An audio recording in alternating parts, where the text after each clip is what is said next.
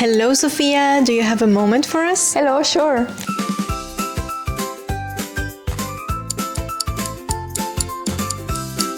Are you ready to present HeatCraftHP in 60 seconds? Let's try. All right, your time starts now. The first question is, in one sentence, what is this project's main goal? Okay, so main goal of HeatCraftHP is to develop workplace learning material for heat pump installers. Okay, and how many partners are involved? So we are a consortium of 8 and we represent 3 different European countries, Netherlands, Germany and Belgium.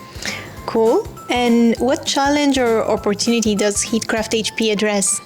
So, as you probably know, the EU target is to have a deployment of 60 million heat pumps by 2030, and we present a lack of 500,000 heat pump installers to reach this goal. So HeatCraftHP is helping to upskill and reskill installers to manage to reach the target.